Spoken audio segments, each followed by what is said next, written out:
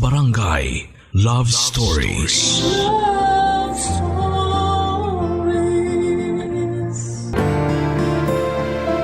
Kapag ka na ay ibibigay mo ang lahat ng kaya mo para sa anak mo.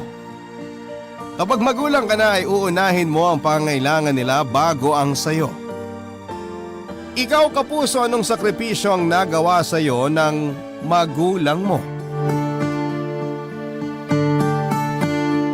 Dear Papa Dudut, ako nga pala si Rachel, isang anak na malaki ang naging tampo sa tatay ko.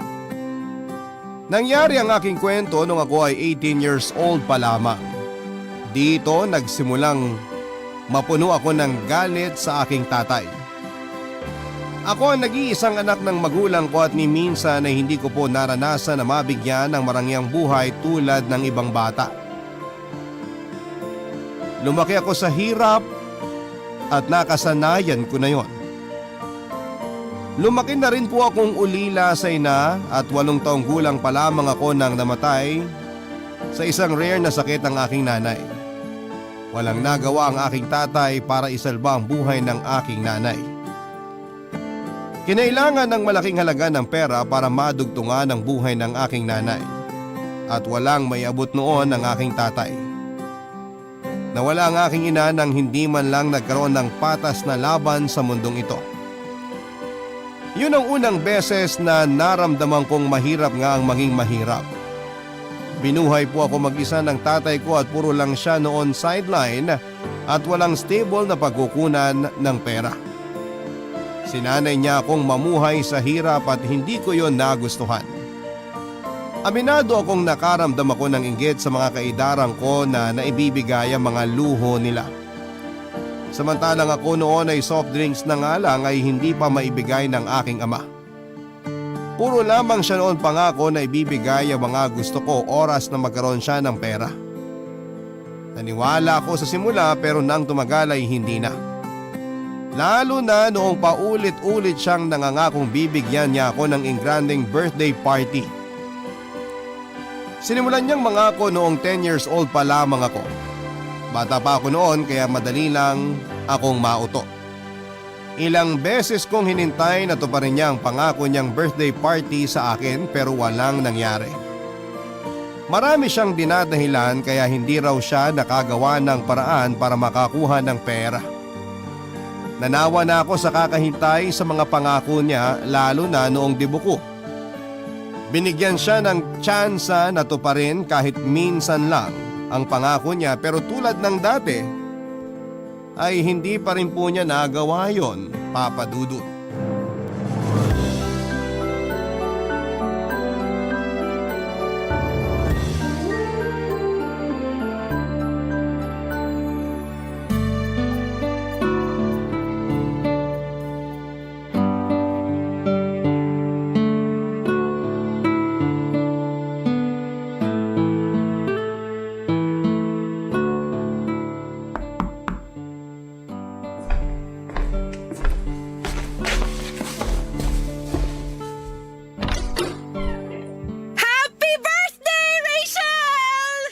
Salamat, Rina. Pasok ka. Oh, teka. Masyado ba ako maaga? Maaga. Bakit di ka pa nakabihis? Ito na ang damit ko. Debo mo ngayon, di ba? So? Di ba dapat may party? Wala. Akala ko may party ka. Hindi tuloy. Bakit? Di ka pa ba sanay? Pero 18th birthday mo ngayon, araw ng pagdadalaga mo. Wala naman tong kaibahan sa mga nakaraan kong birthday. Halika sa kusina, samahan mo akong kumain ng turon at keso. Yun lang ang handa mo? 40 days nung nanay ng kapitbahay namin. Sobra yun sa hinanda nila sa padasal, kaya binigay na lang sa akin. Tara! Asan ang tatay mo? Hindi ko alam. Lagi namang missing in action yun kapag birthday ko. Saka lang uuwi kapag alam niyang tulog na ako. Pero di ba sinabi niya paghahanda niya ang birthday mo this year? Hello! Napaka-importante ng 18th birthday sa mga babae, no? Kaya nga may debut, di ba? Akala ko rin eh. Sinabi niya may makukuha siyang pera para may pang-party ako rito sa bahay. Saka in-invite mo pa yung ibang kaklase natin, di ba? Pinawi ko na 2 weeks ago nung napapansin kong aligagana si tatay. Alam ko na yun. Alam kong wala na naman siyang pera. Hindi na naman siya tutupad sa pangako. Tama naman ako. Bakit di mo ko sinabihan agad? Okay lang sa akin kung hindi pumunta yung mga kaklase natin. Okay na ikaw lang yung nandito. Ikaw lang naman yung totoong nakakaintindi sa sitwasyon ko. Ay, nalungkot naman ako bigla.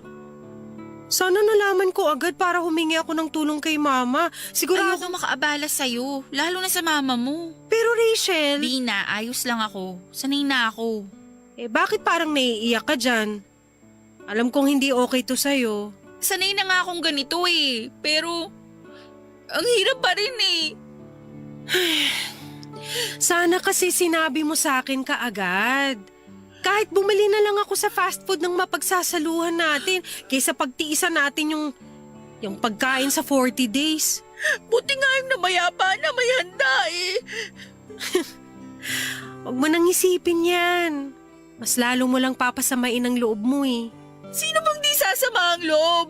Alam ko. Punong-puno na ako sa mga pangako ni tatay na hindi naman natutupad. Kasalanan ko rin naman eh. Kahit alam kong hindi naman niya tutuparin, inaasahan ko pa rin. Gusto mo lang namang maging masaya. Sana hindi na lang siya nangako para wala akong inaasahan. Gano'n naman kasi ang mga magulang. Mangangako kahit alanganin. Bahala na lang kung paano tutuparin. Kung andito lang sana ang nanay. Ay, hello po tito. Kumain ka na ba, Bina? Kakain pa lang po sana nung... Sakto lang pala ang dating ko. Isama niyo na tong turon at keso na bigay ng kapitbahay. Mukhang may birthday dun sa kabila eh. Walang birthday sa kabila. 40 days yun. Ha? 40 days yun? Kung meron mang may birthday dito, ako yon.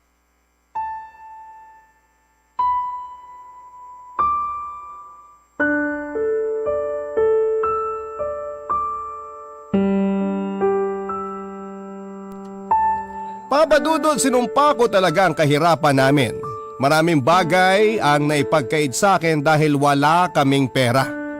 Hindi naman dapat ganoon ang buhay ko kung nakapili lamang ng maayos na mapapangasawa ang nanay ko. May kaya ang pamilya ng nanay ko pero tinakwil siya ng mga magulang niya dahil pinili niya ang tatay ko. Minor de edad si nanay noong nabuntis ni tatay. Tinutulan ng magulang ni nanay ang relasyon nila ni tatay kaya tinana ni tatay si nanay. Mas lalong nagalit ang magulang ni nanay. Kaya doon nila tinakwil si nanay at sinabing wala siyang makukuha kahit piso sa kanila. Tinanggap yun ni nanay dahil para sa kanya si tatay ang pinakamahalaga. Hindi na muling nagpakita si nanay sa mga magulang niya hanggang sa namatay siya. Tinis niya ang hirap nang hindi man lang naisip na damay din ako sa desisyon niyang yon. Kung hindi nagmataas ng pride noon si nanay, siguro'y hindi ako magtitiis sa mga pangako ni tatay na puro na lamang napapako. Tulad na lamang sa mga nagdaang kong karawan at ni minsan na hindi ko po naranasang magkaroon ng handa. Tuwing birthday ko ay lagi na lamang ako mag-isa noon sa bahay kakahintay kay tatay. Kung ano yung ulam namin noong nakaraang gabi, yun na lang din ang pinagtsatsagaan kong kainin sa birthday ko.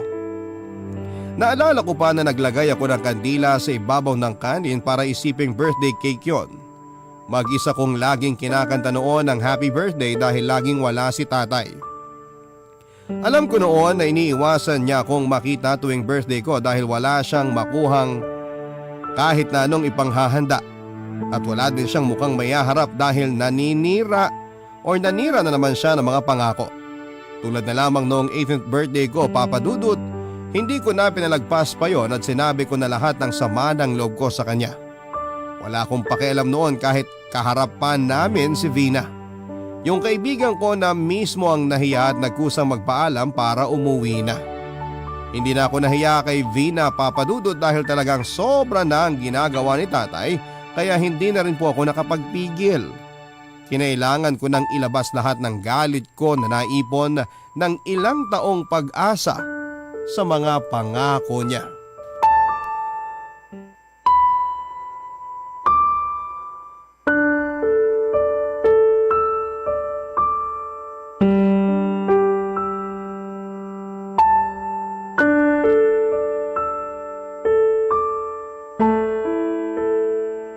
Alam ko namang birthday mo ngayon, kaya nga ako umuwi agad. Umuwi ka agad para bigyan ako ng handa na galing sa 40 days? Hindi ka man lang naiya sa kaibigan mo. May mas nakakahiya pa ba kaysa ayain siyang kumain ng pagkaing bigay ng kapitbahay?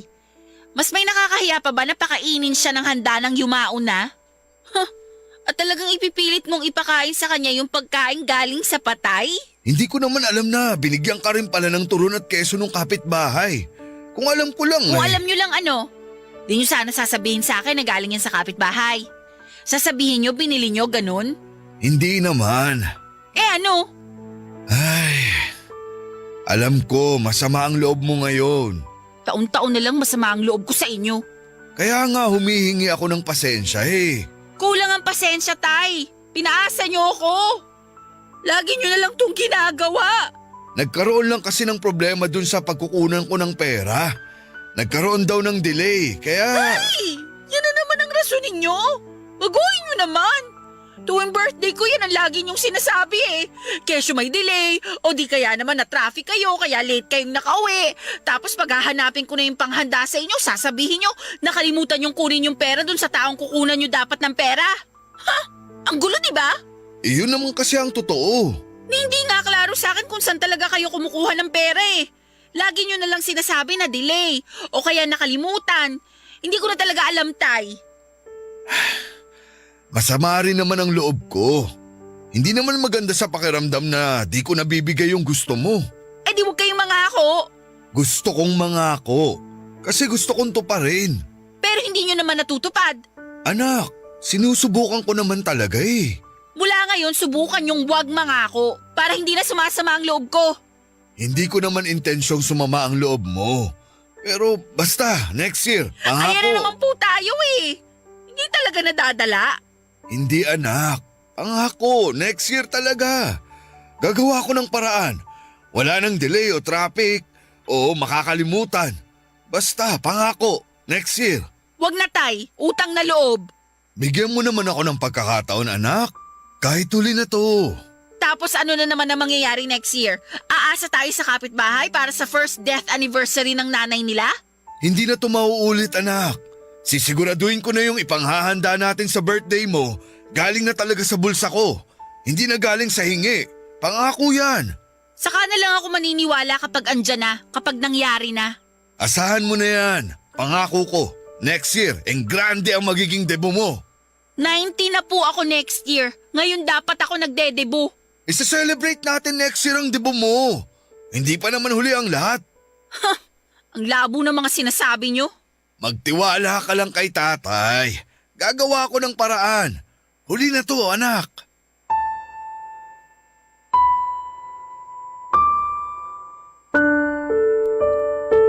Kaya siguro nahuli ni tatay si nanay dahil sa galing niyang magsalita. Kahit ako man naniniwala lagi sa kanya noon. Nangako na naman si tatay na sa susunod na birthday ko ay magkakaroon na ako ng bonggang celebration. Ilang beses niyang pinilit sa akin na magkakatotoo yon at masaya pa siyang nagkwento sa akin sa kung saan niya makukuha ang pera. Hindi na lamang ako nagsalita noon lalo't may kalabuan lahat ng sinasabi niya. Hindi ko nga alam kung papaano niya napapaniwala noon ang sarili niya na magagawa niya ang lahat ng sinasabi niya. Hindi ako katulad ni nanay noon na malaki ang tiwala kay tatay. Siguro nung una ay may tiwala ako kay tatay pero nang tumagal ay nawala na yon lahat. Ikaw ba naman ang pangakuan ng paulit-ulit tapos ay hindi natutupad? Hindi ba't mawawalan ka rin ng tiwala?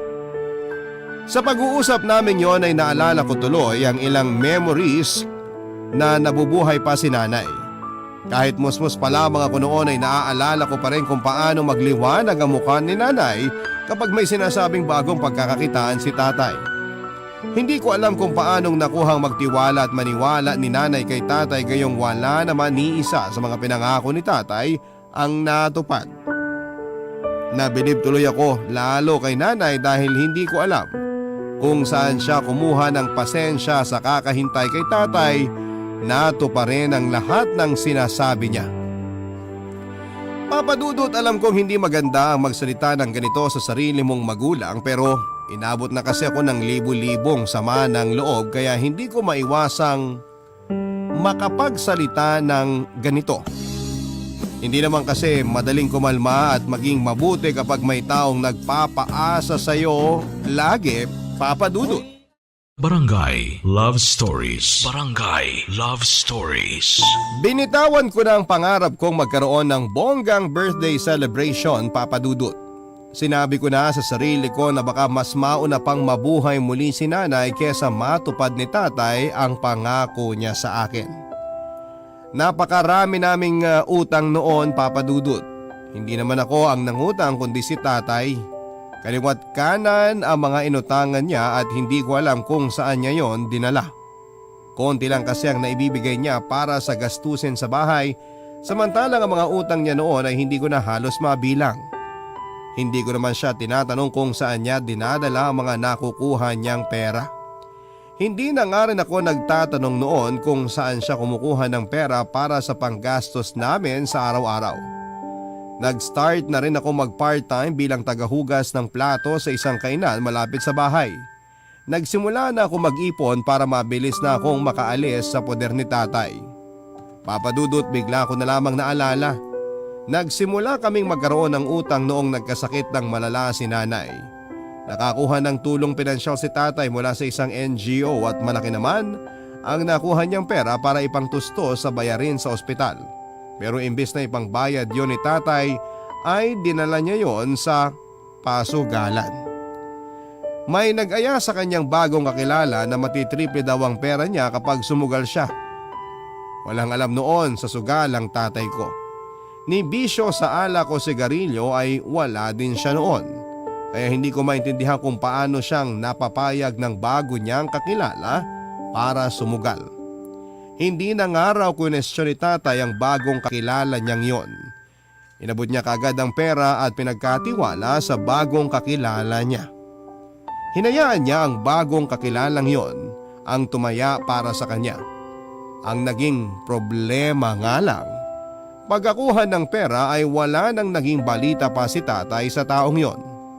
Nalaman niya sa huli na kilalang scammer pala ang taong yon. Nawala ng pangbayad sa ospital si nanay kaya napilitang kaming iuwi siya. Doon na rin pumanaw. Ayan na naman kayo, tay! Seryoso nga ako. Sino ba ang mga iimbitahan mo? Wala. Bakit naman wala? Kasi alam kong wala namang selebrasyong mangyayari next year. Ayoko magpaasa ng ibang tao. Hindi mo sila paaasahin. Tama nang ako lang yung umaasa lagi. Mag-isip ka na kung anong gusto mong handa. Wala. Sige naman na, anak. Tay, sinabi ko naman sa'yo na ayos na, di ba? Huwag na kayong mangako kasi alam kong hindi rin naman matutupad yan. Iba next year. Yan din ang sinabi mo last year. May pera na ako. Ibayad nyo na lang yan sa utang natin para makabawas naman. Gusto mo ba magpareserba na ako ng venue? Gusto mo ba may balloons pa at roses? Alam ko paborito mo ang dilaw na rosas. Yun ba ang gusto mo? Kukuha ako. Sige tay, galingan nyo pa sa pagpapaasa sa akin. Anak, di kita pinapaasa. Sinasabi ko naman sa'yo may pera na nga ako eh. At sabi ko nga sa inyo, ipangbayad nyo na lang yan sa utang natin. Sapat ang pera ko para sa birthday mo at pangbayad ng ibang utang natin. Ay! Wala ka na ba talagang tiwala kay tatay? Sa tingin nyo po, taon-taon yung inuubos ang tiwala ko sa inyo, tapos magtatanong kayo kung may tiwala pa ba ako sa inyo? Gusto ko lang maniwala ka sa akin tulad ng ginagawa ng nanay mo nung buhay pa siya. Siguro, kung hindi siya masyadong naniwala sa inyo, baka buhay pa siya ngayon. Ay, alam ko anak, habang buhay ko yung pagsisisihan. Pasensya na po. Pagod lang kasi ako ngayon eh. Marami akong hinugasang mga pinagkainan kanina kaya ako nakakapagsalita ng hindi maganda. Ayos lang yun anak, alam ko naman eh. Totoo bang may pera na kayo? Oo nga. Na oo. Magkano ang renta ron? 1,000 po ata. Andun na yung deposit na 500. 1,000 lang pala eh. Oh, itong 2,000. Oh, kunin mo. Sobra po to. Bumili ka na rin ng isusuot mong sapatos. Yung bang may takong, ilibre mo na rin si Vina ng merienda. Sobra pa rin po to eh. Bahala ka na kung anong gagawin mo sa sobra. Ipambili mo ng kolorete sa mukha o kaya spray net para sa buhok mo. Basta yung 2,000, ubusin mo yan. Salamat po, Tay.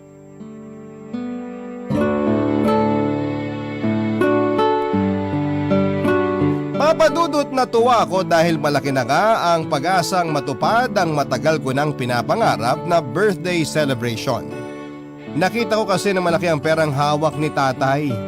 Sinabi niya sa akin na kakausapin na niya ang mga nasa barangay hall para rentahan ang basketball court para sa birthday ko.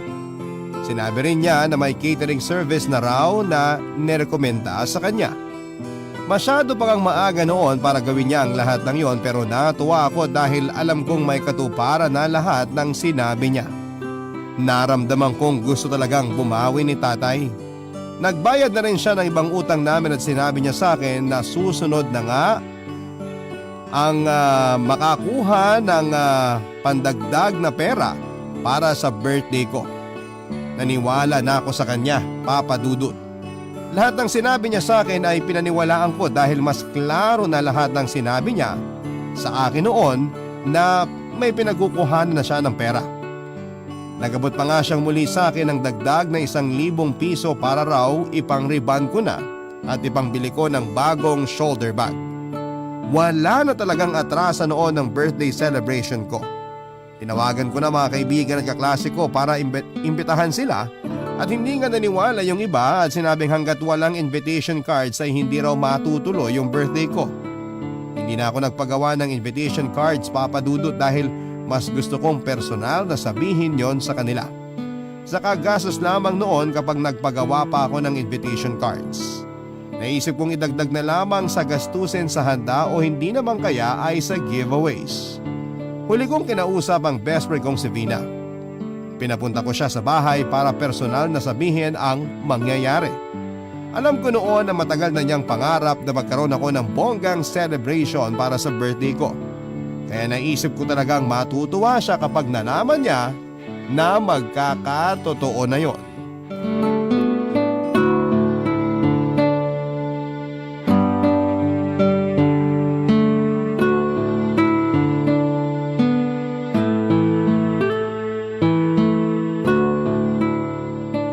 Ano ba yung ibabalita mo at hindi pwedeng sa phone mo na lang gawin?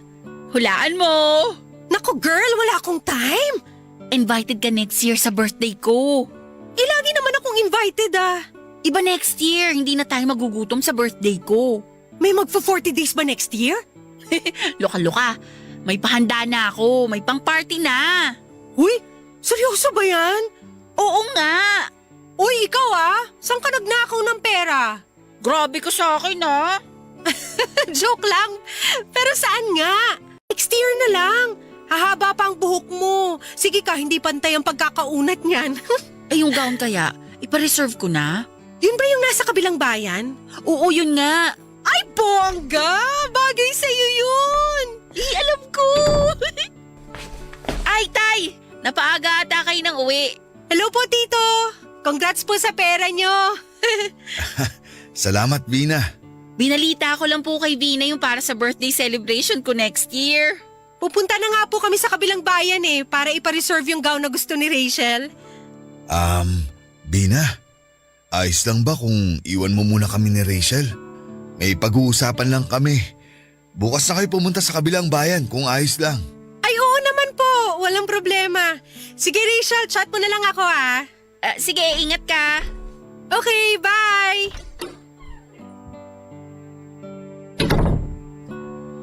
May problema po ba, Tay? Nagastos mo na ba yung 3,000 na binigay ko sa'yo? Hindi pa po. Bakit po? Pwede bang mahiram muna?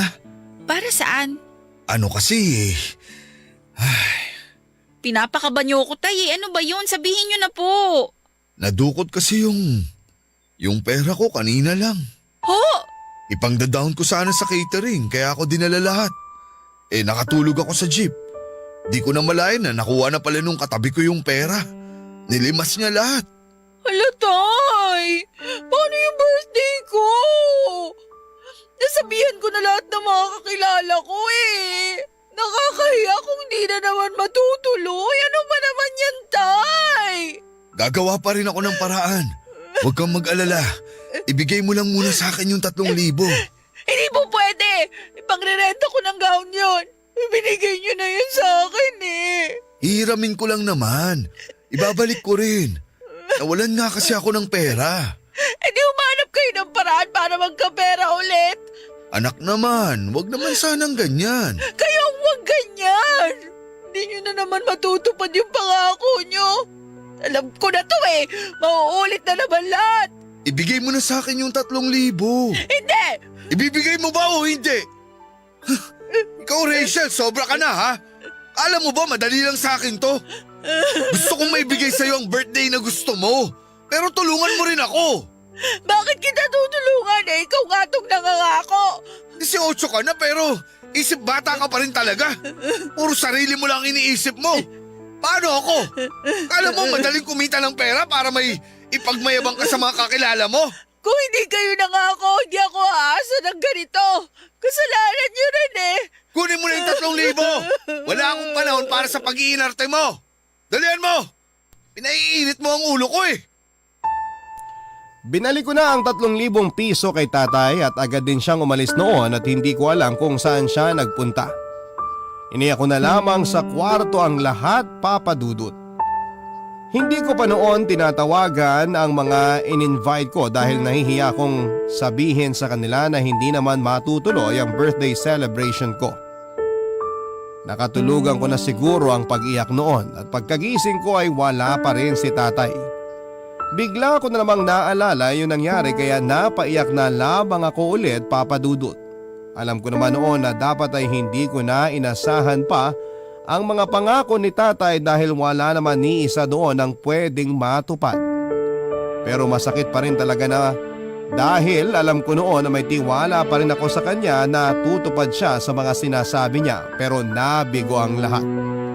Hanggang sa dulo noon, Papa Dudut, ay inubos ng tatay ko ang lahat ng tiwalang meron ako sa kanya.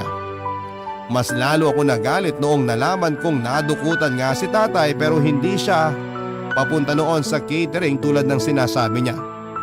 Nadukutan siya habang papunta sa isang sabungan. Sinabi lang yon ng isang kakilala namin nung hinanap siya sa bahay. Hindi pa rin talaga nagbago ang tatay ko. Akala ko noon ay nadala na siya sa huling sugal na ginawa niya noong nabubuhay pa si nanay. Ganon ang nangyayari. Nahiya ako para sa sarili ko dahil napaasa ko sila dahil pinaasa rin ako ng tatay ko ng mga panahong yon, Papa Dudut. Barangay Love Stories. Barangay Love Stories. Sinubukan akong kausapin ni tatay pero tipid lamang ang mga sagot ko sa kanya. Naramdaman niyang nag-iba na ako sa kanya at may mga ilang beses siyang hindi umuwi sa amin at hindi ko na inalam kung saan siya nagpupunta.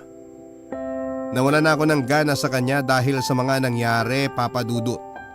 Hindi ko pa rin sinasabi sa kanya noon na alam ko na ang tungkol sa balak niyang pagsusugal noon.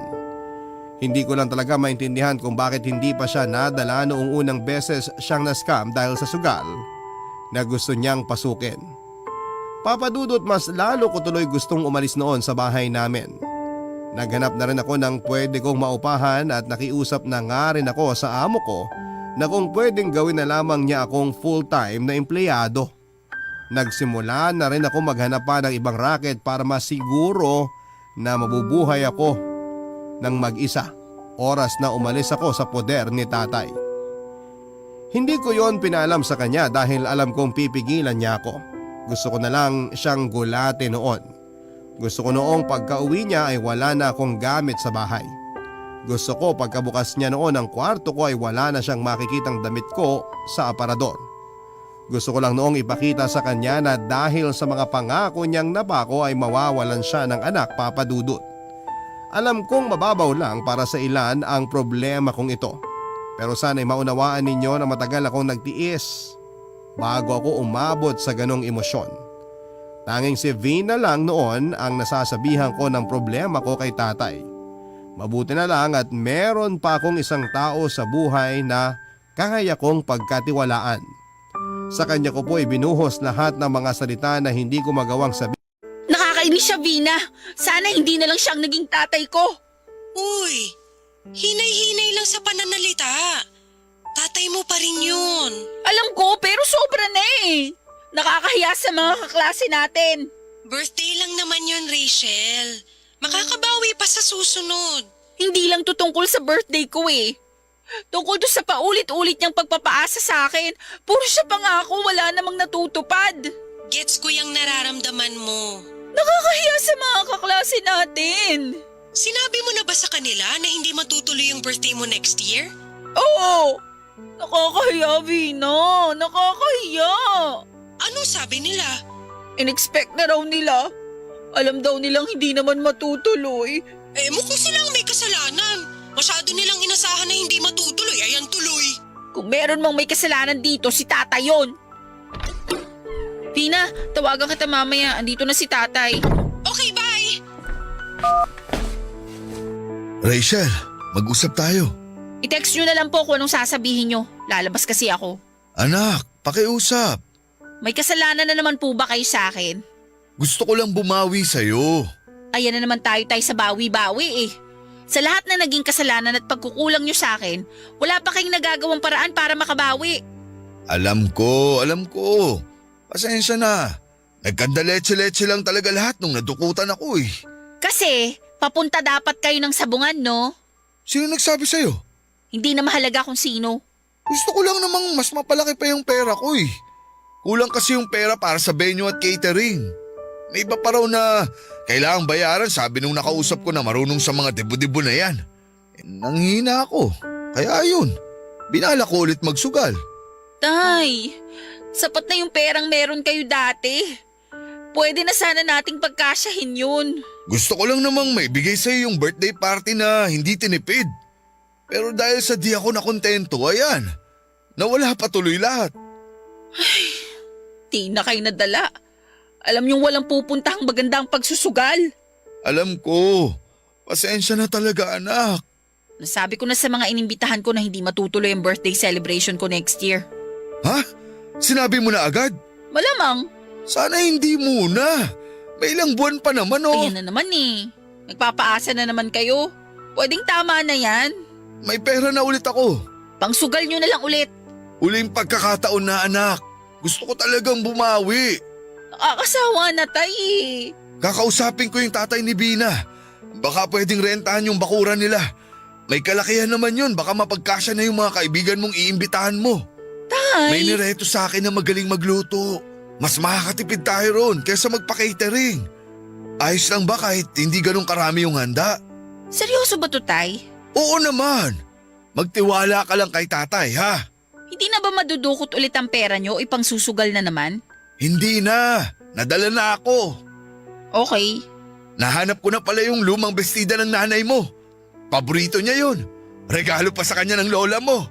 Bihira niya kung gamitin dahil natatakot siya baka kumupas. Kung gusto mo, yun na lang ang gamitin mo sa birthday mo. Kung di man magkasya, may kakilala akong sastre na pulido magtahi. Ayos na sa akin yan, tay. Pasensya na talaga sa kapalpakan ng tatay ha. Sana makabawi ako sa'yo kahit konti lang. Hayaan niyo na yun, tay. Malaki ang naging adjustment sa birthday na meron ako, Papa Dudut, pero ayos na rin yun sa akin. Naisip ko na mas maganda ng meron kesa sa wala. Kinausap ko si Vina para mapapayag ang magulang niya na rentahan ni tatay ang bakuran nila kahit na ilang oras lang. Pumayag naman sila at hindi na nagpabayad pa. Marahil ay nakwento na rin ni Vina yung matagal ko ng issue kaya naawa sila sa akin. Nakausap ko na rin yung magluluto ng handa ko at sinabi namin kung magkano lang yung budget at 2 putahe lang ang kayang lutuin. Naintindihan ko naman. Dinamihan na lang namin sa kanin at lumpiang Shanghai. Huli ko nga nasikaso ay yung bestida ni Nanay, Papa Dudut. Pinakita yon sa akin ni tatay at naiyak na lamang ako habang hinahawakan yon. Hindi ganon kaganda ang bestidang yon ni nanay. Marahil ay hindi na bagay yon sa panahon ko pero para sa akin yon ang pinakamaganda noon. Sinubukan pang gumawa ng paraan ni tatay para makakuha pa ng pera. Sinabi niya sa akin na hindi pwedeng walang balloons, yellow roses at panghimagas para sa mga bisita. Natuwa ako kasi gusto niya talagang ibigay sa akin kahit papaano ang birthday na gusto ko. Sinabi ko sa kanya na willing naman akong mag-ambag sa gagastusin pero sinabi niya na huwag na lang daw. Yun na lang daw ang paraan niya para makabawi man lang sa akin sa lahat ng naging pagkukulang niya. Hindi ko na siya pinigilan pa at pinagkatiwalaan ko na lamang siya dahil ramdam ko noon na gagawin na niya ang lahat ng sinasabi niya, Papa Dudut. Unti-unti ay bumawi na nga noon si tatay. Doon ko nakita kung bakit siya minahal ng todo ni nanay. Doon ko nakita kung bakit mas pinili ni nanay na magtiwala sa kanya kesa pagdudahan ng bawat galaw niya, Papa Dudut.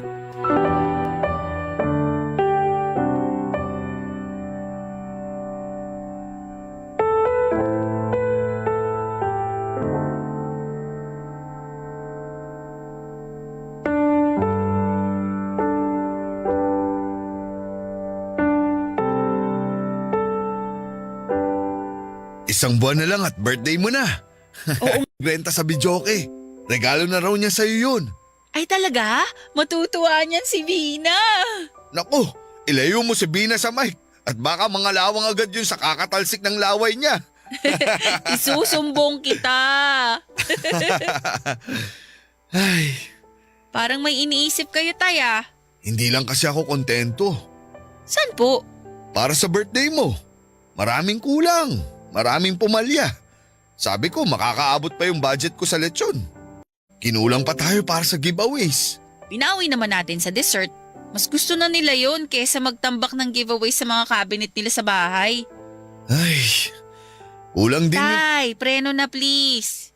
Huwag tayong mag-focus sa kulang. Mag-focus tayo sa kung anong meron. At salamat po para ron. Gusto ko lang naman kasi yung the best para sa'yo. The best na lahat ng ginawa nyo. Ang dami kong naging pagkukulang sa inyo ng nanay mo, Rachel. Wala hong nagbibilang, tay. Nahihiya na ako sa inyo kasi puro na lang ako salita. Alam ko napagod na rin ang nanay mo sa akin. Di lang niya pinahalata. Pero ikaw, sinasabi mo sa akin yung mga mali ko. Mali ko po ba yon? Hindi ka mali ron. Sa totoo lang, yun ang kailangan ko para pag sumikapan kong tuparin lahat ng sinasabi ko. Kaya salamat anak. Kung di mo ako binungangaan baka di ko mapagtatanto lahat. Hayaan niyo po sa susunod. Titindihan ko pa ang pagbubunga nga ako. Sana masaya ang nanay mo kung nasaan man siya. Proud siya sa'yo, tay. Sa tingin mo, Oo naman po. hindi man lang ako nakabawi sa kanya bago siya nawala.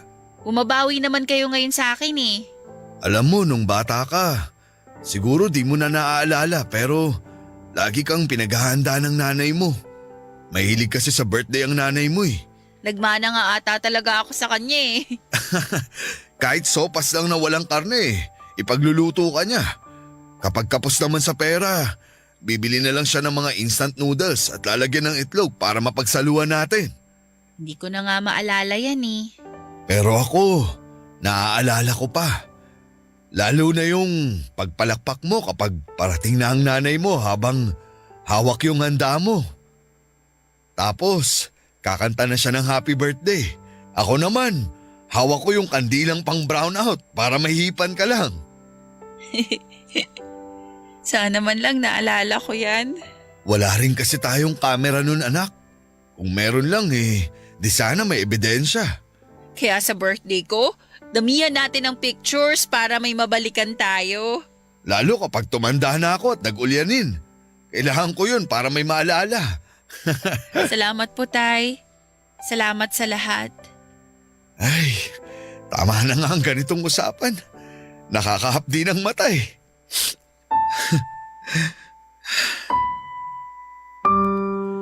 Noong sumapit na ang karawang ko ay wala akong naging kasing saya, Papa Dudut. Pinagmasdan ko ang matagal nang pinaghirapan ng tatay ko. Hindi ako makapaniwalang naitawid niya yon. Nagtungo ako sa CR para mag-retouch at pinagmasdan ko ang sarili ko sa salamin habang suot ang bestida ni nanay. Napangiti ako at halos maiyak, Papa Dudut. Parang pakaramdam ko noon kasama ko lang si nanay. Parang pakiramdam ko noon ay yakap ko lang si nanay sa pamamagitan ng kanyang bestida. Hindi pa man din ako natatapos sa pag-aayos sa sarili ko ay nakarinig na kagad ako ng malalakas na katok sa pintuan ng banyo. Binuksan ko yun at bumungad sa akin ang nag-aalalang mukha ni Vina. Niyakap niya ako at saka inayang lumabas ng banyo. Narito man ay sumunod pa rin ako sa kanya. Nakatingin sa akin lahat ng bisita, Papa Dudut. Hindi ko maintindihan noon ang nangyayari.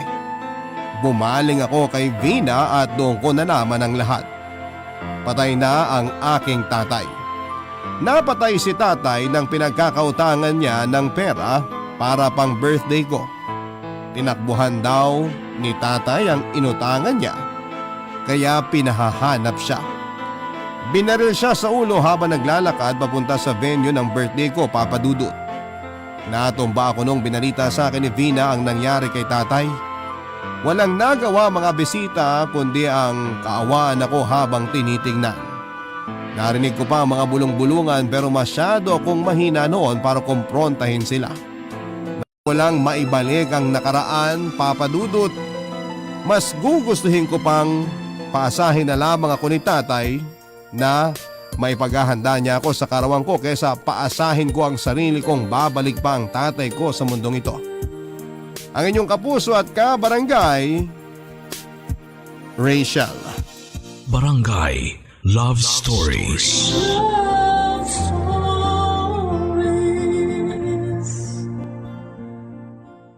Barangay LS 97.1. 97.1. Number 1. Forever.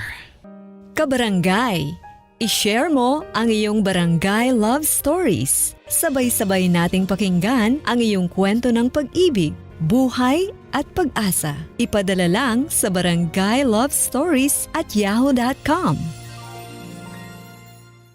Mga kwento ng pag-ibig, kwento ng pag-asa at mga kwento ng buhay dito sa Barangay Love Stories. Love Stories.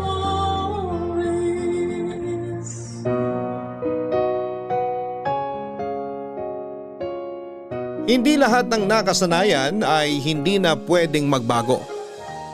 Maraming bagay sa mundo ang magugulat ka na lamang dahil ang inakala mong wala ng pag-asa ay nagagawan pa pala ng paraan.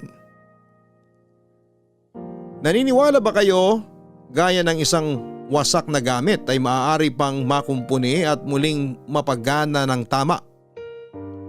Ganyan din marahil ang para sa isang tao na inaakala mong hindi na magbabago, ay meron palang darating para ayusin ang kanyang liku-likong buhay. Ang inyong mapapakinggan ay ang kwento ng isang lalaki na mapagmahal. Siya si Richard.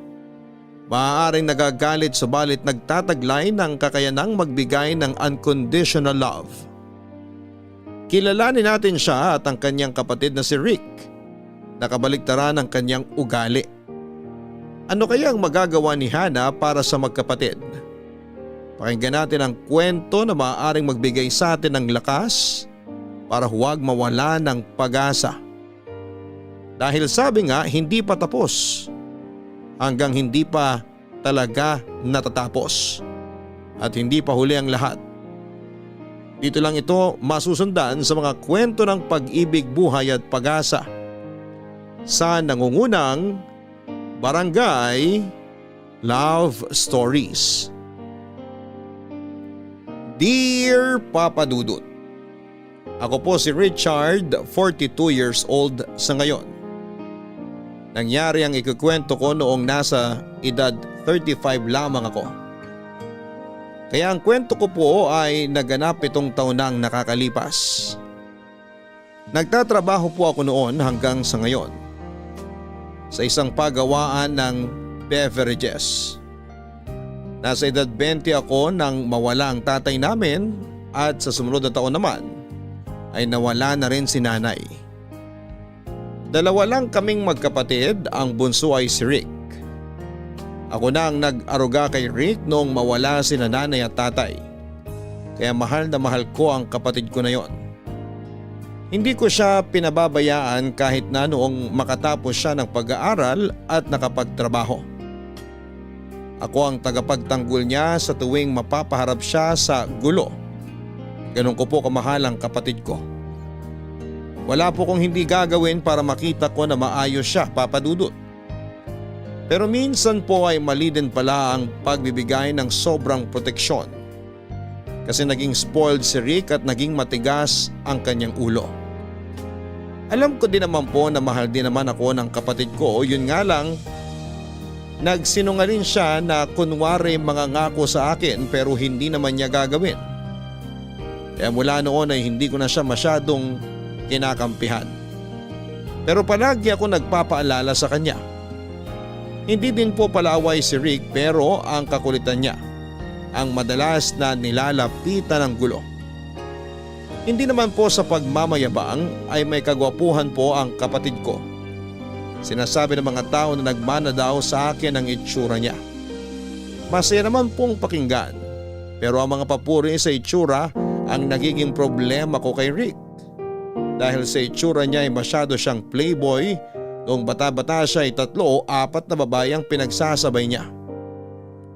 Gaya nga po ng sinabi ko, Papa Dudut, alam kong may kasalanan ako kung bakit napakatigas ng ulo niya.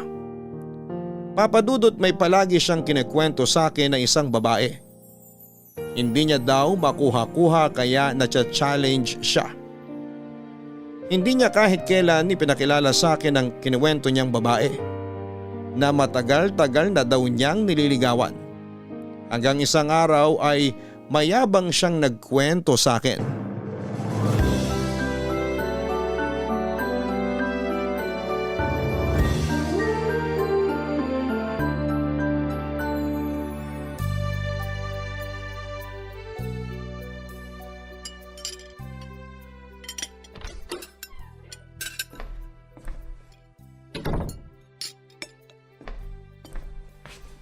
Bakit ngayon ka lang? Mamaya ako nakukwento kuya, kain muna tayo. Gutom na ako eh. Ayun na, naghain na ako. Kakain na sana ako mag-isa. Grabe si kuya ko, hindi ako hihintayin. Ano, mamumuti na naman ang mga mata ko kaya hihintay sa'yo. Kahapon na lang 9:00 ka na umuwi. Pasensya na kuya, overtime eh. Ano ba ino-overtime nyo? Trabaho. Alam kong trabaho. Ibig kong sabihin, wag na nga. Kumain na tayo. Mabuti pa nga kuya. Nasaan pinggan ko? O bakit? Hindi ka makakuha ng pinggan mo? Kuya naman, maghahain di pa kinumpleto. Ano? Titiwangwang na naman ang pinggan mo dyan, kakaintay sa'yo. Okay na kuya, kukuha na ako ng pinggan ko.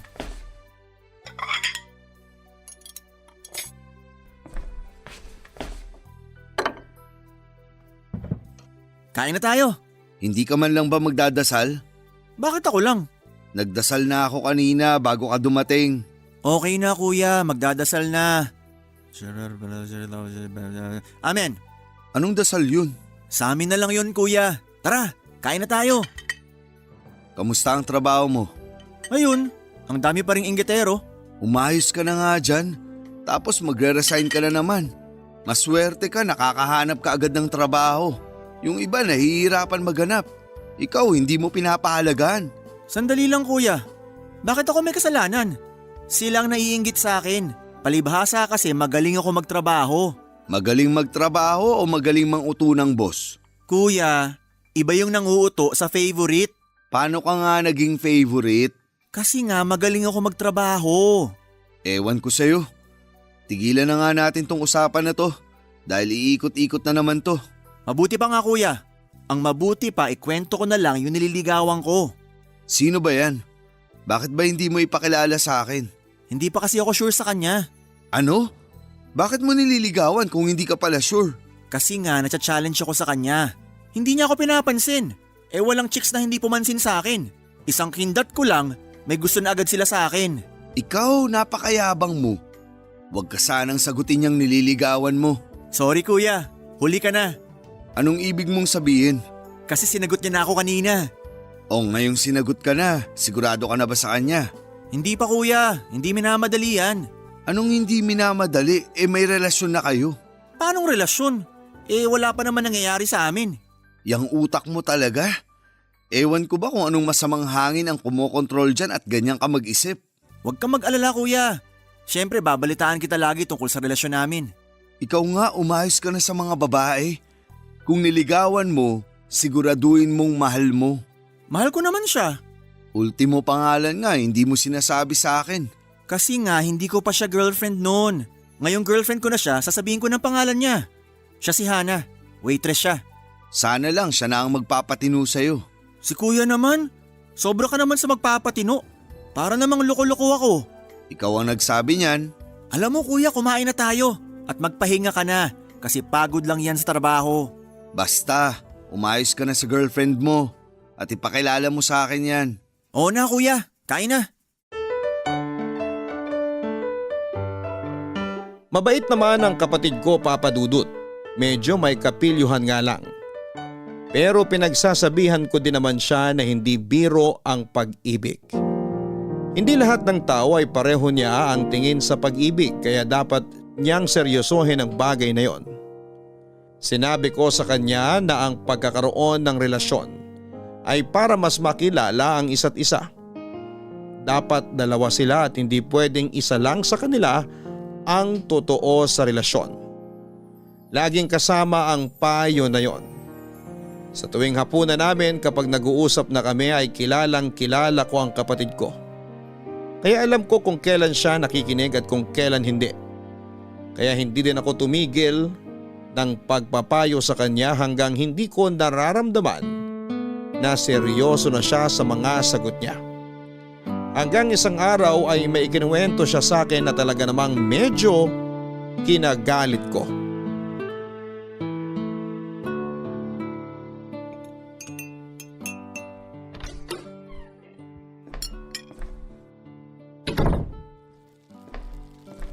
Kuya, kumakain ka na?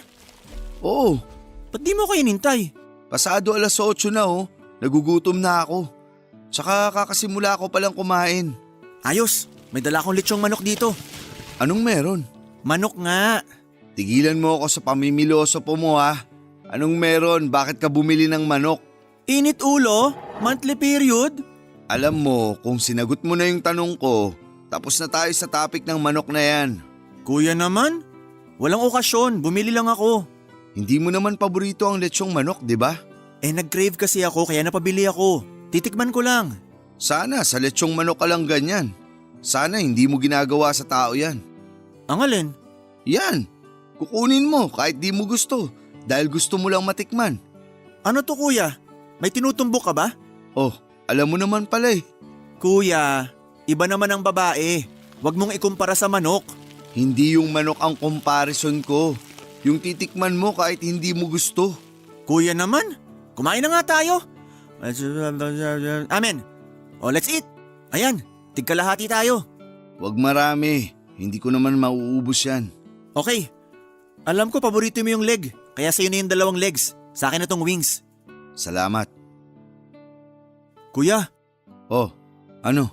ang tagal na nung naghiwalay kayo ni Ate Bridget. Wala ka pa bang bagong liligawan?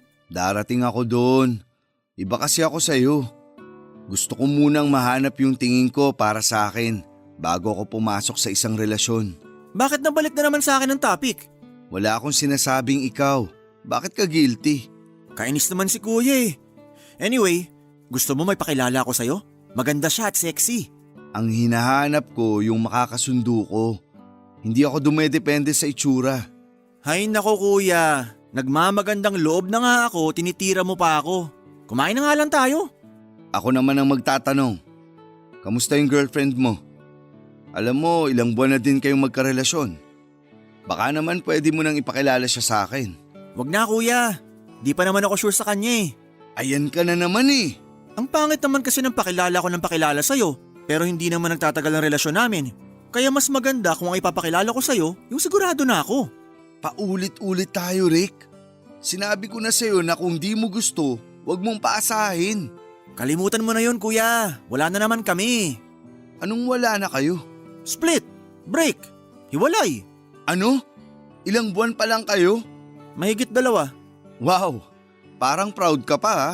Kasi naman kuya, siya ang pinakamatagal ko na nakarelasyon. Yung iba 1 buwan mahigit lang nagtatagal. Ano na naman ang dahilan at naghiwalay kayo?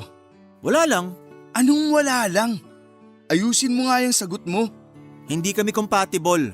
Wow! Galing talaga sa'yo yung salitang compatible? Kasi naman may mga gusto siya na ayaw ko. Tulad ng ano? Madami. Sa dami nun, siguro may masasabi ka kahit isa. Basta kuya. Sagutin mo nga ako. Gusto niya kasi ako ipakilala sa mga magulang niya matapos na may mangyari sa amin. Ano? May nangyari na sa inyo? Oo, Hiniwalayan mo matapos na may mangyari sa inyo? hindi naman yun ang dahilan. Ang dahilan nga yung gusto niya akong ipakilala sa magulang niya. Natural lang naman yun. Bakit ayaw mo? Mamaya pikutin pa ako. Alam mo, yung utak mo talaga. Humingi ka ng tawad sa kanya. Wag na kuya, wala na kami. Okay na kami. Ganun lang yun sa'yo. Naiinis ako sa'yo, Rick. Kuya, relax ka lang. Baka pwedeng tapusin na muna natin ang pagkain.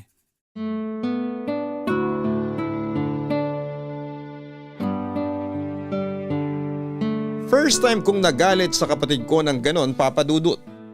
Hindi ko kilala ang sinasabi niyang babae na si Hana. Pero ayoko nang ginawa ni Rick dahil parang ginawa niyang parang laruan lang si Hana. Kahit nagagalit na ako ay nanaig pa din ang katigasan ng ulo ni Rick. Ayaw niyang sundin ang utos ko na humingi siya ng tawad kay Hana. Kaya sa sobrang galit ko ay hiningi ko ang kinakaroonan ni Hana. Sabi ko na ako na lang ang pupunta sa kanya para ihingi ng tawad ang pangit na ginawa ng kapatid ko. Mahal ko ang kapatid ko, Papa Dudut, kaya ako na ang gagawa ng paraan para ayusin ang mga gusot na pinapasok niya na hindi na niya kayang labasan ng maayos. Dahil nga sa ginawa ng kapatid ko ay inalam ko ang kinakaroonan ni Hana. Subalit hindi pala alam ni Rick kung saan ito nakatira. Sa panahon na niligawan niya at naging girlfriend ay hindi niya man lang inalam kung saan ito nakatira para man lang daw dalawin ng formal. Kaya sa restaurant na pinagtatrabahuhan ni Hana ako pumunta. Nang naroon ako sa restaurant ay ipinagtanong ko kaagad kung sino si Hana. Nung may turo sa akin ay may kung anong hiya ang kumalabit sa akin.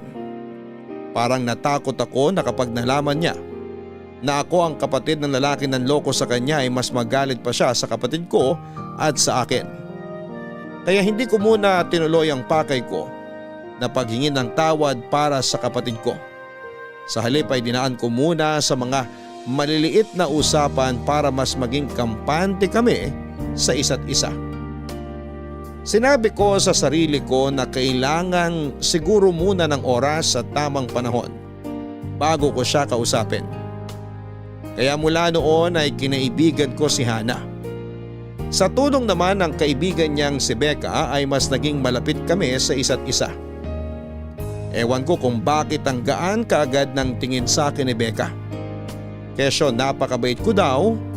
Nung una ay inakala ko na baka nagkakagusto sa akin si Becca. Pero iba ang asta niya, Papa Dudut. Hindi yun ang pakay niya kung bakit siya magiliw sa akin. Hanggang isang araw nang dumalaw ako ay aksidente kong narinig ang usapan ni Hana at Becca.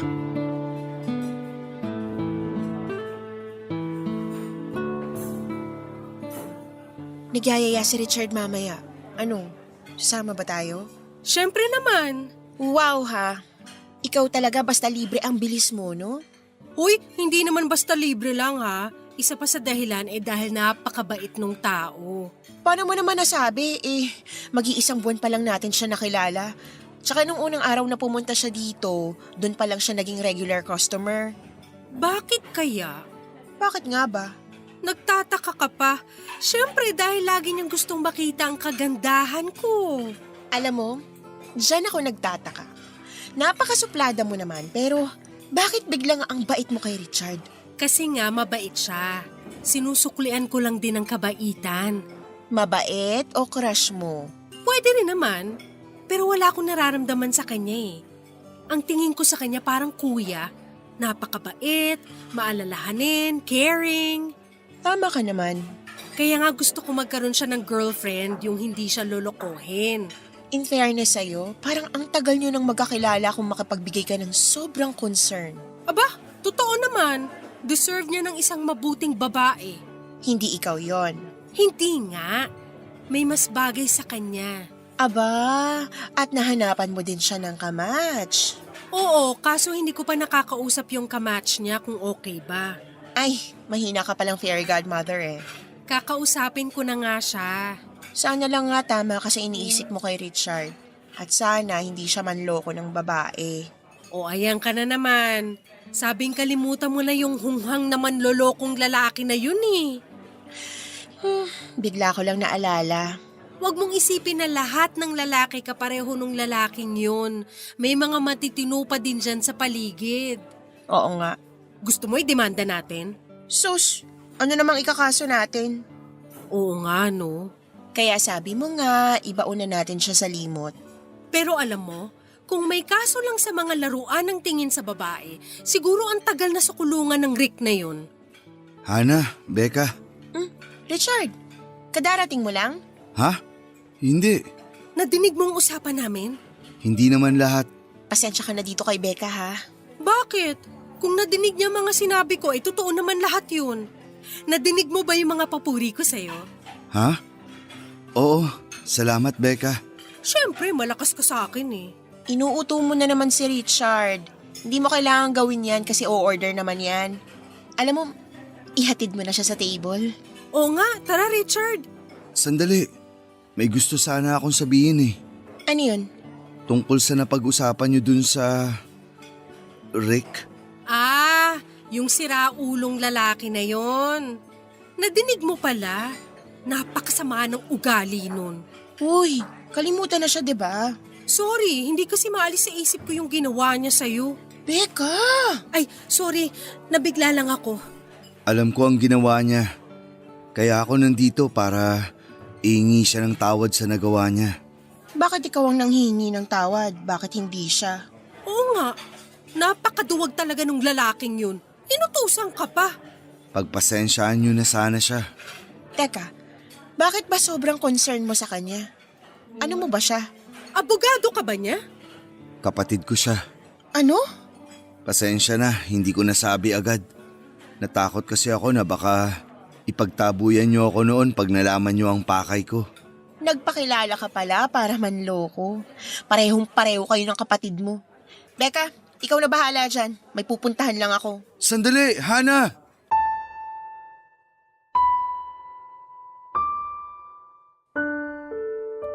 Nagalit si Hana sa akin, Papa Dudut, at hindi ko naman siya masisisi. Tama naman siya na parang niloko ko din siya pero hindi yon ang intensyon ko. Alam ko naman na mali din na bakit ako ang humingi ng tawad sa kagagawa ng kapatid ko pero sa katigasan ng ulo ng kapatid ko. Kaya ako lang naman nagawa yon. Hindi ko sinisisi ang kapatid ko kasi ang mali ko naman ay sana hindi na ako natakot nung una pa lamang at sinabi na agad ng diretso kay Hana ang gusto kong sabihin. Wala pang isang buwan ay naging malapit ang magkaibigan sa akin. Kaya mas lalo akong nasasaktan ngayon dahil ayokong masirang pagkakaibigan naming yon, Papa Dudut. Nung umalis si Hana ay pinigilan ako ni Becca na habulin siya. Kinausap na lang ako ni Becca na palipasin ko muna ang galit ni Hana. Kilala daw niya ang kaibigan niya kaya mas mabuting bigyan muna ito ng espasyo. Pag maayos na muli ay kakausapin niya ito para naman makipag-usap sa akin at pakinggan ang mga gusto kong sabihin. Pasalamat talaga ako at nandun si Becca at merong namagitan sa amin ni Hana.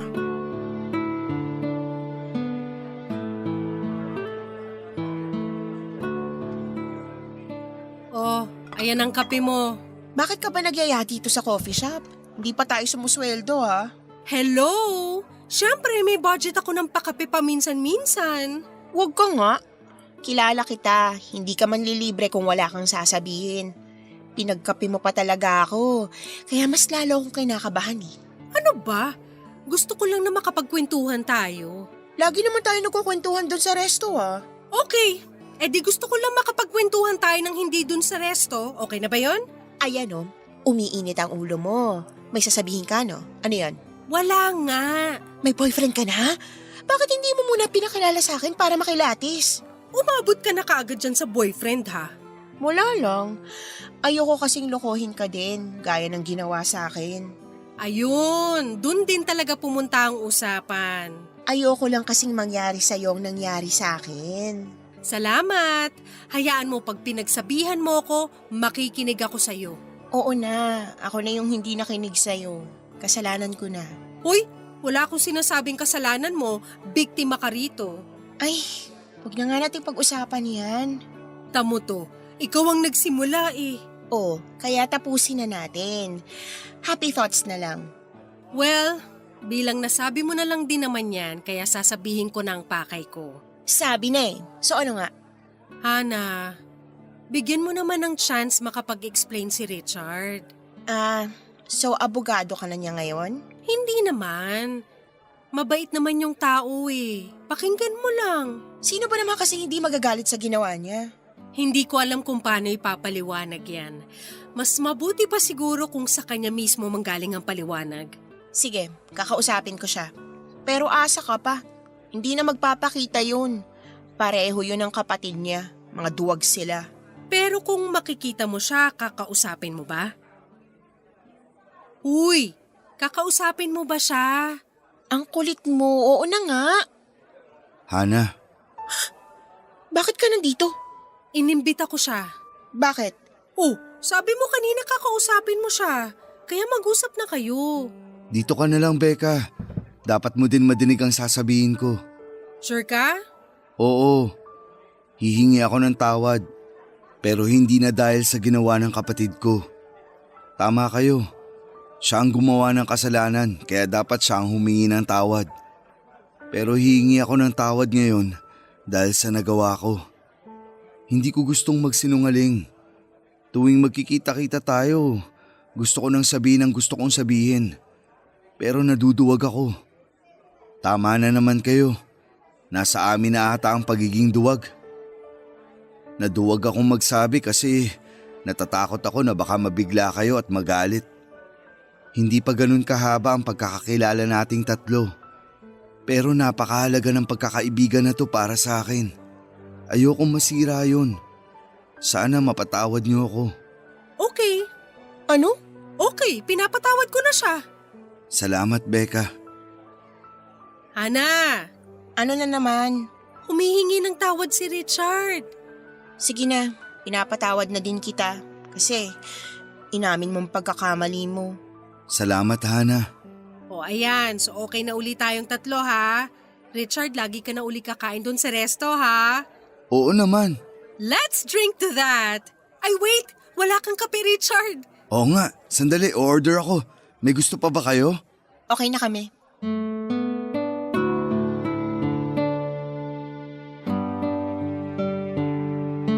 Mula noon ay naging okay na ulit kaming tatlo, Papa Dudut. Dahil din sa nangyari ay mas lalo kaming naging close sa isa't isa. Hindi na rin nila inintindi si Rick kung ayaw man nitong magpakita at humingi ng tawad. Basta maayos kaming tatlo ay okay na sa amin yon. Hinayaan ko na lang din si Rick, Papa Dudut, mahal ko kasi ang kapatid ko. Kaya hindi ko kayang magalit ng matagal.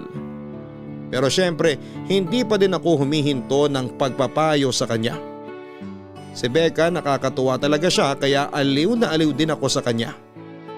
Para ko siyang kapatid na babae. Bilang wala naman akong kapatid na babae.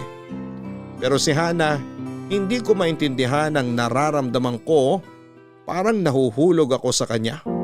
Pero pinipigilan ako ng sarili ko dahil ayokong masira ang pagkakaibigan namin kung ipupursige ko itong nararamdaman ko.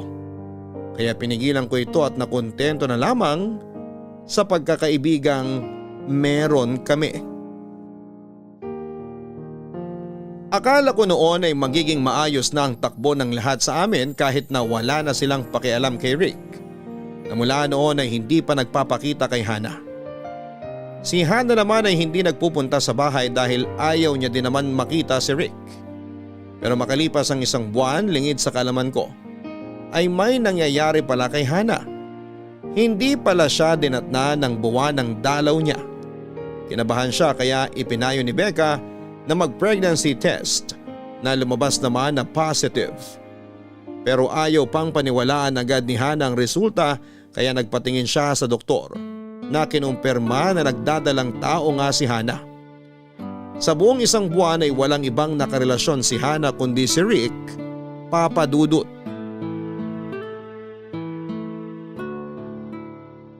Kamusta ang trabaho mo? Okay naman kuya. Wala ka bang nakakaaway? Yung tanong mo naman kuya, parang palaaway ako eh. Hindi ba? Kuya, marami lang naiinis sa akin pero di ako nakikipag-away. Ayun! Inamin mo din na maraming naiinis sa'yo. Bakit kaya? Inggit, ano pa? Wow! Iba talaga tong kapatid ko na to. Oo naman kuya, ibahin mo ako sa kanila. Pasalamat ka walang nagrereklamo sa mga naaagrabyado mo. Matakot ka sa karma. Ay kuya, eto na naman tayo. Mahal kita kaya kita palaging pinagsasabihan. Alam ko naman yon kuya. Kaya makinig ka sa akin. Opo nanay. Sige, magloko ka dyan. Kuya naman, di na mabiro. Seryoso tong usapan, dadaanin mo sa biro. Sorry na. Kain ka na dyan, na-high blood ka na naman. May nililigawan ka ba ngayon? Syempre. Ano, hindi ka na naman sigurado pero nililigawan mo. Ewan ko nga kuya eh. Parang iba tong nililigawan ko ngayon. Parang nahuhulog ako sa kanya. Ibig mong sabihin seryoso ka sa kanya? Parang eh. Anong parang? Hindi ka pa din sigurado? Sigurado nga kuya. Basta ewan, di ko maintindihan. Sana seryosohin mo na, parang awa mo na. Kaso kuya, may problema eh. Ano na naman? Mag-18 pa lang siya. Ano? Menor de edad? Mag-18 na kuya, hindi na menor de edad yun. Kahit na! Ano na naman ba yung pinasok mo? Tao po! Richard! Sino yun? Malay ko, ikaw hinahanap eh. Sino yan? Kami to, Richard! Si Becca at Hana. Kuya, si Hana ba yan? Pag tinanong sabihin mo wala ako ha. Kayo pala, tuloy kayo. Pasok muna kayo, dito tayo mag-usap sa loob. Sandali, ikukuha ko muna kayo ng maiinom. Wag na. Sigurado kayo? Oo. May sasabihin lang si Hana. Nandyan ba si Rick? Ha? Oo, nasa kwarto niya. Papatawarin mo na ba si Rick? Salamat naman. Richard, gusto ko sanang sabihin na buntis ako. Ha? Si Rick lang naman ang... Sandali! Bakit mo ibibintang sa akin yung pinagbubuntis mo? Ang tagal na nung may nangyari sa atin ah. Oo, ang tagal na. Lampas 1 buwan na. At saktong 1 buwan na ang dinadala ng kaibigan ko. Kuya, hindi ko alam ang sinasabi nila. Malay ko ba kung sino-sino nakasiping mo? Rick, huwag kang bastos! Kuya, pinagbibintangan ako. Paano hindi ako magiging bastos? Halika na, Becca. Sandali, papanagutin natin yung mayabang na yan. Hindi na kailangan. Kaya kong buhayin ang pinagbubuntis ko. Sandali, Hana. Pag-usapan muna natin to ng mahinahon. Hayaan mo na sila kuya. Naghahanap lang na masisisi ang mga yan. Hoy, hambog! Kung wala kang paninindigan, wala kaming magagawa. Pero wag mong pagsasalitaan ng kung ano-anong kaibigan ko. Tara na, Hana! Sandali, Hana, Becca. Ano ba tong ginawa mo? Naniwala ka naman sa mga yun. Kumpara sa'yo, mas maniniwala ako sa kanila. Ano kuya? Totoo naman, puro ka kasinungalingan. Kuya, ano bang sinasabi mo? Pananagutan mo ang ginawa mo kay Hana. Hindi kuya, hindi naman akin yun eh. Makipag-ayos ka sa kanila. Bawiin mo lahat ng sinabi mo tapos ayusin mo yung gusot na ginawa mo. Hindi kuya, hindi mo ako mapipilit gawin yan. Kung yan ang gusto mo, pasensya na. Hindi kita susundin. Rick, saan ka pupunta? Bumalik ka dito! Rick!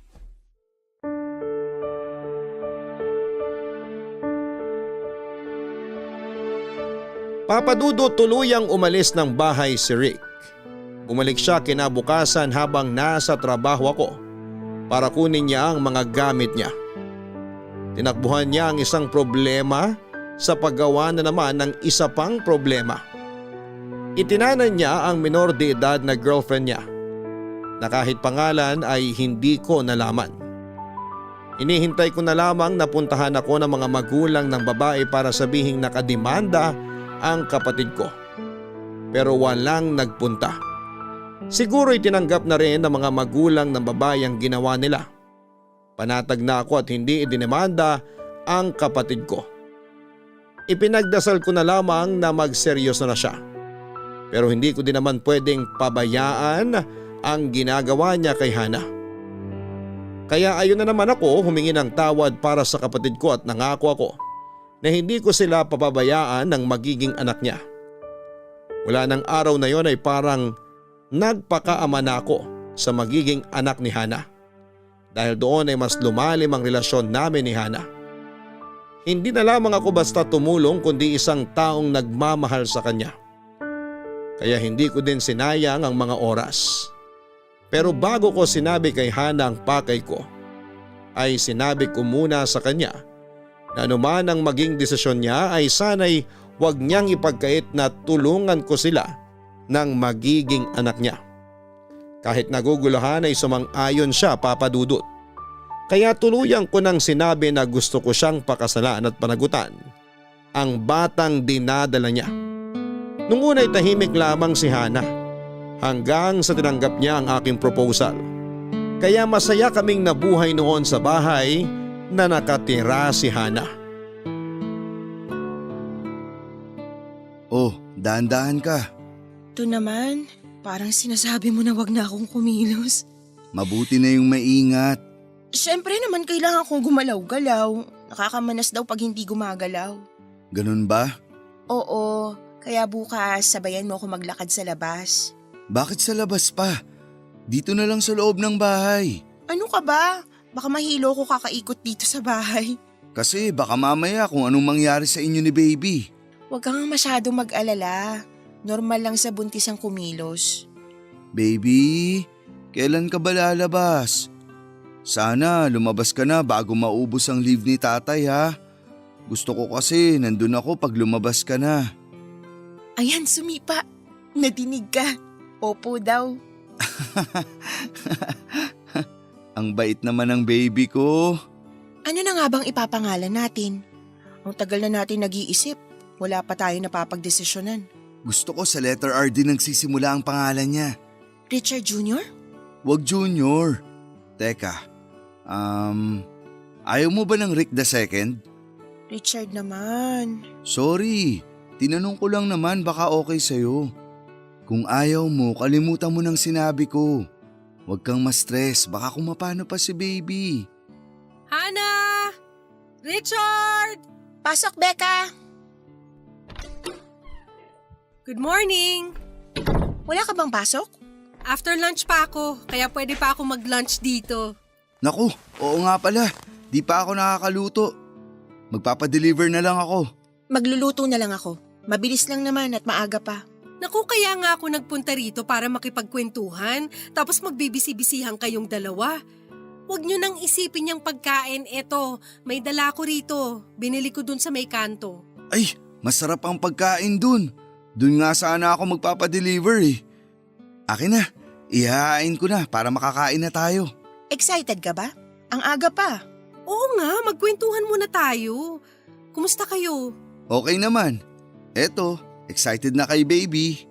Ewan ko ba dyan? Minamadaling lumabas si baby. Buti na lang hindi nakikinig sa kanya. Tapos yung kotse, nakita ko ang daming bag, parang may maglalayas. Mga gamit ko daw pala yon para nakahanda na kung sakaling manganganak na ako. Ding, pasensya ka na sa nanay at tatay mo ha. Sinong Ding? Kaloka, di si baby. Teka, bakit ding ang tawag mo? Ding, short for Carding na short for Ricardo. Ricardo? Oo, Tagalog ng pangalan mo. Richard, Ricardo. Sandali, hindi ba yun ang naisip nyo? Alam mo, wala pa kaming naiisip eh. Pero gusto ni Richard sa letter R nagsisimula. Pero in fairness sa Ricardo. Ano sa palagay mo? Bakit ba hindi natin naisip yun? Magandang pangalan yun ah. Bilang ikaw naman ang ninang, kaya yun ang ipapangalan namin kay baby. Akala ko naisip nyo na yun kasi ayaw ni Richard ng junior. Bakit nga ba? May kasabihan, Pag junior daw, maaga nawawala. Paniwalain ka naman sa kasabihan? Oh, wala nang bawian ha. Yung ipinangalan na ni Fairy God Ninang ang ipapangalan nyo. Ricardo! Mismo! Maghahain na ako. Excited na sa paglabas ni baby, pati paghahain excited pa din. Mare! O ayan, nagpa-practice na ako ha. Hayaan mo na si pare. Gutom na ako eh. Pwede naman tayo magkwentuhan habang kumakain. Kaya sandali lang. Maring Becca, ikaw na munang bahala sa mag-ina ko ha. Dito lang naman kami, hindi naman kami aalis. Nagbibilin ka pa. Mabuti na yung sigurado. Sandali lang. Kumusta sa resto? Okay naman. Si Mr. Tan hindi na kumuha ng kapalit mo. Kasi raw baka mahirapan siyang alisin pagbalik mo. Kita mo naman ha, naghihintay pa rin yung posisyon mo dun sa resto. Pero kulang kayo, kaya nyo ba? Dati naman kahit dalawa lang tayo nagagawa natin. Bakit naman hindi namin magagawa 3 kami ngayon dun? Kung sa bagay. Ikaw, anong nararamdaman mo? Kabuanan mo na. Minsan parang sumasakit pero false alarm lang pala. Ayoko agad magsabi na masakit, pinapakiramdaman ko muna. Kasi baka pag sinabi ko kay Richard magpanik agad. Alam mo naman yun. Oo nga, napakaswerte mo kay Richard. Ibang-iba talaga siya kay Rick. Pwede ba? Huwag mo nang banggitin yung lalaking yun. Sorry, naisip ko lang naman. Ang bait kasi ni Richard eh. Uy, bakit kang umingiwi dyan? May nararamdaman ka ba? Huwag ka munang maingay, baka magpanik si Richard. Pakiramdaman ko muna. Pero anong nararamdaman mo? Masakit na ba? Medyo. Parang sumasakit. Becca, masakit na. Lalabas na yata. Ha? Sigurado ka? Magpapanik na rin ba ako? Oo, masakit na. Richard! Sandali, malapit na. Malapit na talaga! Lalabas na raw! Ang alin? Manganganak na si Hana! Okay. Ano? Sandali, ilalabas ko yung kotse.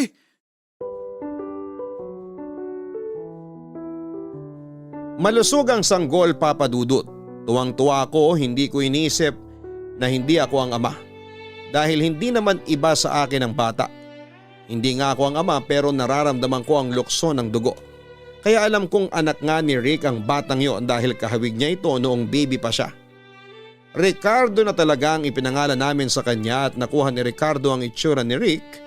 Ang dasal ko na lang ay huwag sanang ugali na namana niya. Uulitin ko, mahal ko ang kapatid ko. Pero hindi ko siya kukonsentihin pag may mali siya. Anyway, balik na lang tayo kay baby Ricardo. Napaka-cute niya, Papa Dudut. Naluha pa nga ako noong una ko siyang kargahin. Kompleto na kami ni Hana dahil kay Ricardo. Nang matutong magsalita si Ricardo ay alam mo ba, nang una niyang nasambit ay ang salitang tatay. Doon ako naiyak ng sobra, Papa Dudut. Tawa ng tawa sa akin si Hana at Becca. Pero hindi na ako nahiya. Naiyak talaga ako eh. Ako ang kinilalang ama ni Ricardo hanggang sa isang araw may aalog sa maayos na buhay namin. Papa Dudut, hindi ko alam kung ano ang nararamdaman ko ng oras na yon. Hindi ko alam kung sasaya ba ako o malulungkot. Nagbalik ang kapatid ko, Papa Dudut, at hindi nagtagal ang relasyon niya sa babaeng itinana niya. Dahil may sinamahan itong iba. Ayokong sabihin sa kapatid ko pero sa utak ko ay naglalaro ang sinasabi ko dati na babalikan siya ng mga ginagawa niya. Nakakatakot ang karma kapag dumating ng hindi kahanda. At yun ang nangyari sa kapatid ko, Papa Dudut. Wala siyang kaalam-alam na matagal na pala siyang niloloko ng babaeng minahal niya. Ganun pa man, dahil mahal ko ang kapatid ko ay pinatawad ko siya sa ginawa niya. Hindi ko lang alam kung papaano sasabihin kay Hana at sana'y mapatawad siya nito. Pero parang hindi na importante pa siguro yon. Kasi nakipagkita lamang ang kapatid ko para magpaalam. Pupunta siya ng ibang bansa para doon na magtrabaho. Sa isip ko ay maganda na rin yon para sa ikakatahimik naming lahat. Pero sinabi ko sa kanya ang naging sitwasyon namin ni Hana mula nung iwanan niya ito. Nasabi ko sa kanya maliban ang tungkol sa anak niya.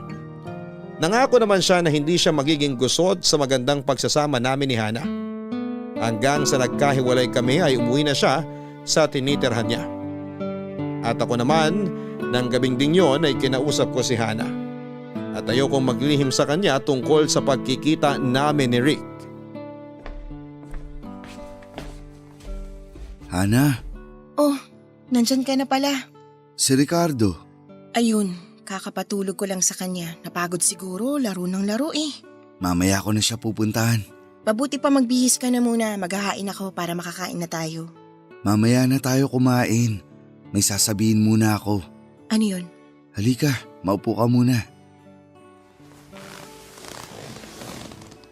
Ano ba yung sasabihin mo? Parang napakaseryoso naman. Kalmahin mo ang sarili mo ha. Richard naman, lalo akong kinakabahan. Ano ba yun? Nagkita kami ni Rick. Anong kailangan niya? Naghiwalay na sila ng kinakasama niya.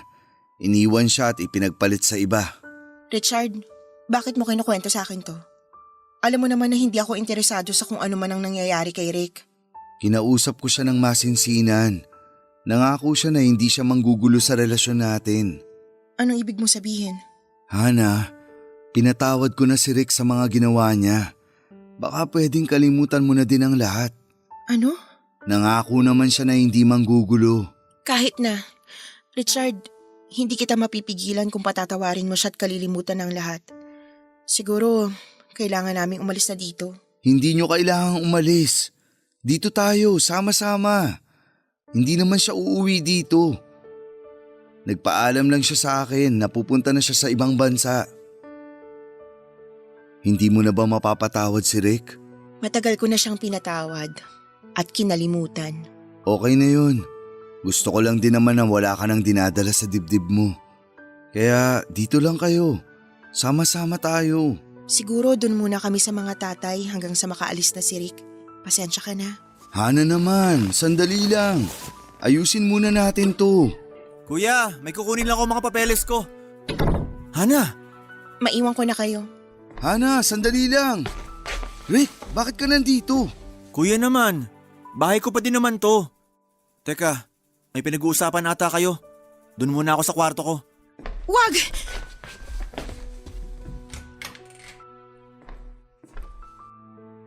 Sorry anak, halika dun sa kabilang kwarto. Sino yung batang yun, kuya? Kuya! Bakit ako kinabahan nung makita ko yung bata? Kuya! Ano? Sinong batang yun? Anak namin ni Hana. Kuya, wag mo naman akong lokohin. Anak ko ba yun? Wala kang anak. Pwede bang wag mo na naman kaming guluhin? Hana, sandali. Patawarin mo ako sa mga nagawa ko noon. Nagbago na ako. Hindi na ako tulad nung dati. Aalis na kami, Richard. Hana, sandali. Gabing-gabi na, yang bata. Huwag kayong umalis. Sige, kung hindi ka pa handang makipag-usap, ako munang aalis. Dito lang kayo. Ipapakuha ko na lang kay Becca yung mga gamit namin bukas. Hana! Paalam, Richard. Hana! Kuya, anak ko yun. Anak ko yun, di ba? Hana!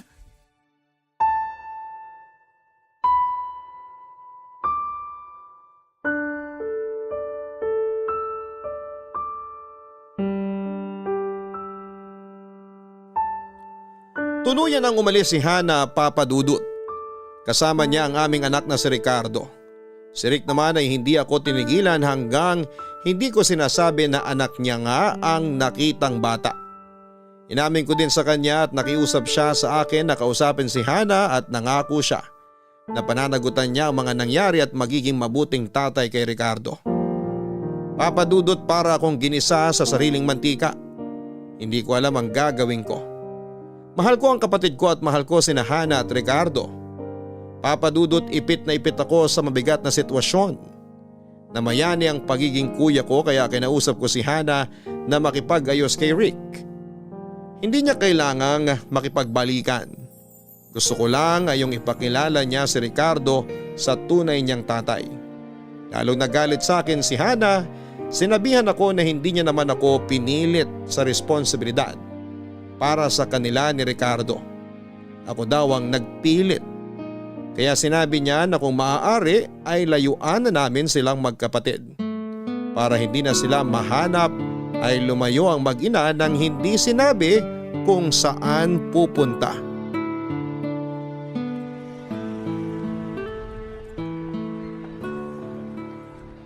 Salamat Becca ha. Alam kong baka ikagalit ni Hana tong pagtuturo mo kung nasan sila. Pero ginawa mo pa rin. Hayaan mo na yun. Hindi ko rin sinabi sa kanya na kasama kita kasi hindi papayag yun. Salamat Becca. Matagal din tayong hindi nakapag-usap dahil sa mga nangyari. Sana naiintindihan mo ang ginawa kong pagtatago sa kaibigan ko. Naiintindihan ko yun. Kumusta ka naman ngayon? Okay naman. Tinatanong ka rin naman ni Hana sa akin. Pero dahil hindi naman tayo nakakapag-usap, kaya lagi ko na lang sinasabi sa kanya, okay ka naman. Okay ka ba? Okay na ako Becca. Galit pa ba sa akin si Hana? Mahal ka ng kaibigan ko. Lumayo siya hindi dahil sa'yo, kundi dahil kay Rick. Ay, sorry. Okay lang. Alam din naman ni Rick yun. Nagbago na talaga siya. Nakita ko ang malaking pagbabago niya nang bumalik siya sa bahay. Sana nakita ni Hana yon. Pero alam kong malabo kaya hindi ko na lang talaga ipipilit. Siguro naman mapapatawad din ni Hana si Rick. Sana nga. Ito na ang bahay nila. Sandali ha. Hana? Becca, pasok ka. May inaayos lang ako dito sa kusina.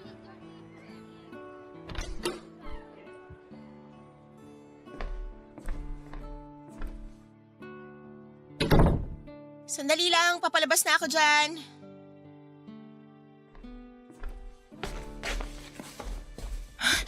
Sinama ko siya. Huwag ka sanang magalit. Maupo ka. Salamat. Maiwan ko muna kayo. Nasaan ba si Ricardo? Nasa kwarto, naglalaro. Sige, puntahan ko muna ang inaanak ko. Nabinyagan na ba si Ricardo? Hindi pa. Kailan ang plano mo? Inaayos ko pa. Napatawad mo na ba ako? Kalimutan mo na yun. Sana mapatawad mo na ako. Kalimutan mo na sabi yun. Kamusta kayo? Kamusta si Ricardo? Maayos naman. Madaldal na siya. Sinasabi pa din ba niya ang salitang tatay? Buong-buo na niyang sinasabi ang mga salitang, "Nasaan tatay?" Hoy, bakit ka umiiyak? Hindi ko alam. Laging tinuturo ni Ricardo ang picture mo. Sinasabi niya, tatay daw niya. Hindi kita ipinagkait kay Ricardo. Ikaw ang kilala niyang tatay. Mahal na mahal ko kayo. Patawarin niyo ako. Matagal na kitang pinatawad. Hindi naman ako nagalit sa'yo. Ginawa mo lang ang kailangan mong gawin. Pero pasensya na, kasi hindi ko pa kayang patawarin ang kapatid mo. Hana, hindi ko na rin ipipilit. Naiintindihan ko ang nararamdaman mo. Pero sana pagdating ng panahon, mapatawad mo din siya. Hindi ko masasagot yan. Panahon na lang siguro magsasabi niyan. Umalis na si Rick. Tumuloy siya sa ibang bansa. Hirap na hirap siya sa desisyon niya pero sinabi niya na dahil mahal niya kayo ni Ricardo, lalayo siya. Ibinili niya kayo sa akin na huwag kayong pababayaan. Sana maging masaya siya sa ibang bansa. Naniniwala akong darating ang panahon na mapapatawad mo din siya. Para sa ikatatahimik nating lahat, pinapatawad ko na siya. Salamat, Hana. Alam kong dapat siya ang nagpapasalamat sa pagpapatawad mo sa kanya. Pero kung hanggang dun pa lang ang kaya mong ibigay sa kanya, malaking bagay na yan. Salamat, Richard. Saan? Sa lahat. Sa lahat ng ginawa mo para sa amin.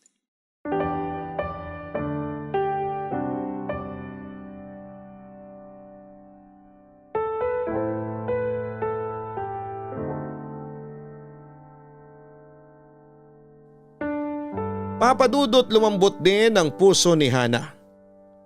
Kung hindi niya pa handang makita si Rick ay okay na. Ang mahalaga ay yung pagpapatawad niya. Nagulat ako nang sabihin ni Hana sa akin na pwede naming ipakilala si Rick kay Ricardo bilang tatay. Sobrang saya ko noon, Papa Dudut. Masaya ako para kay Rick, para kay Hana at para kay Ricardo.